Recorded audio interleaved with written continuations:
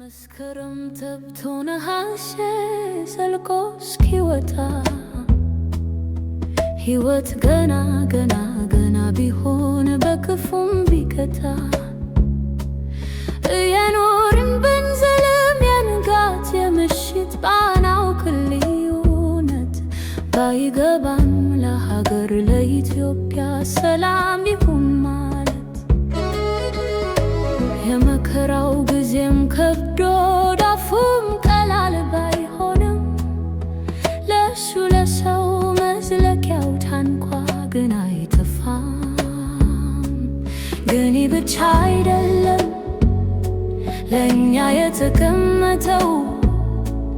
በሩቅና ለቀድሞም ከፍጥረት ያለ ነው ምክንያት የሚሆነ ለመኖርም እንደሰው አዲስ